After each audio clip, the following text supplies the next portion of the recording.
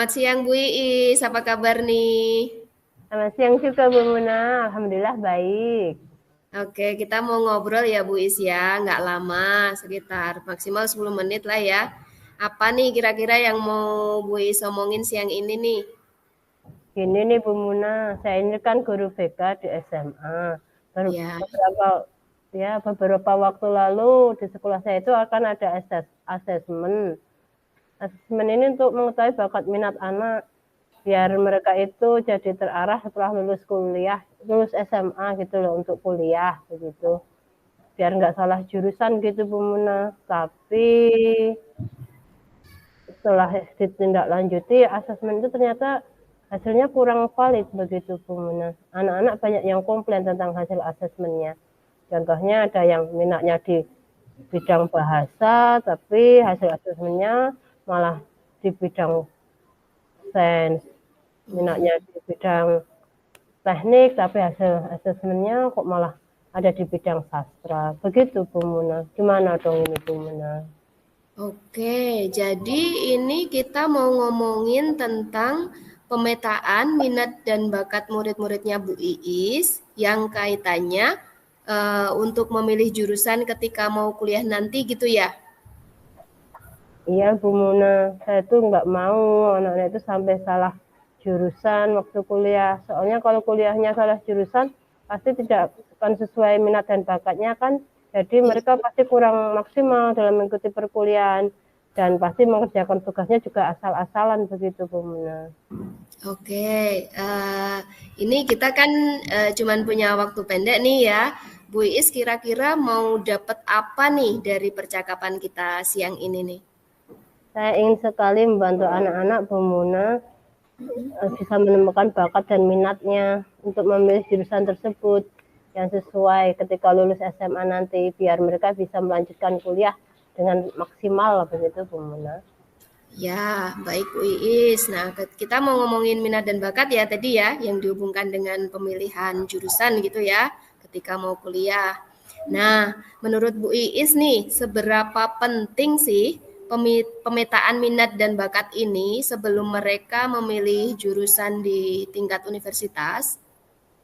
Menurut saya pemetaan minat dan bakat ini penting sekali Bu Muna karena jika murid-murid saya bisa memilih jurusan yang benar pada dasarnya maka insya Allah kesuksesan sudah setengahnya ada di genggaman tangan begitu Bu Muna.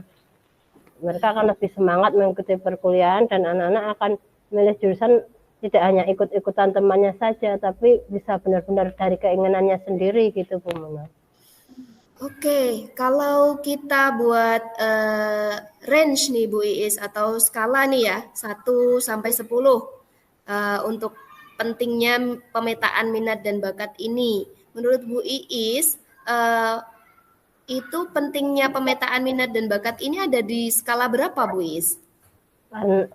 Karena menurut saya itu sangat penting, saya tempatkan di skala 9 Bu Muna. Oh, 9. Berarti penting banget ini ya Bu Is ya. Berarti karena ini penting sekali, penting banget nih. Kira-kira apa nih yang bisa Bu Is lakukan untuk murid-murid Bu Is agar mereka tuh mengetahui tuh minat dan bakat mereka dan tidak salah memilih jurusan ketika kuliah nanti? Sebenarnya ada dua hal yang bisa saya lakukan Bu Muna. Yang pertama, saya bisa melakukan pemetaan minat dan bakat dengan menyebar kuesioner dan untuk memetakan minat bakat mereka. Dan yang kedua, saya bisa kerjasama dengan pihak universitas untuk memberikan gambaran jurusan-jurusan apa saja yang bisa mereka pilih ketika mau melanjutkan kuliah, Bu Muna. Oke, ada dua ya berarti. Dari kedua opsi tersebut, gimana nih Bu Iis bisa melihat diri Bu Iis sendiri untuk bisa melakukan dua hal tersebut? Atau Bu Iis butuh dukungan Bu Iis? Bisa sih Bu Muna, saya merasa bisa melakukannya. Mungkin saya hanya butuh waktu yang tidak terlalu lama untuk menyiapkan kuesioner dan butuh kerjasama atau kolaborasi dengan kepala sekolah dan dengan tim humas sekolah untuk menentukan universitas mana yang memungkinkan untuk diajak kerjasama.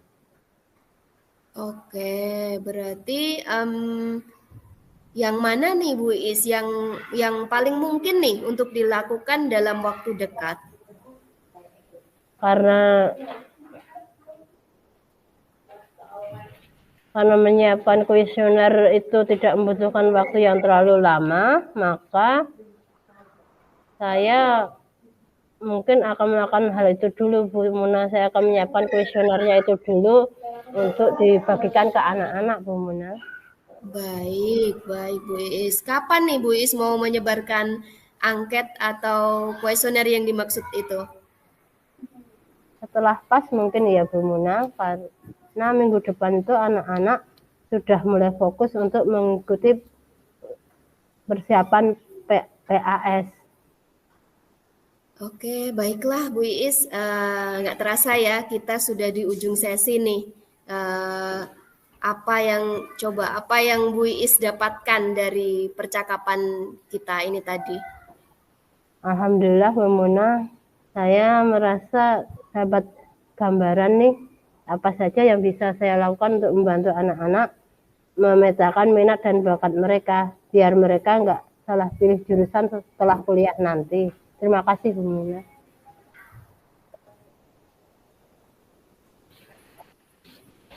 Ya, alhamdulillah. Kalau gitu, nanti kita ketemu lagi ya Bu Is ya. Setelah Bu Is nyebarin angket ke murid-muridnya Bu Is ya.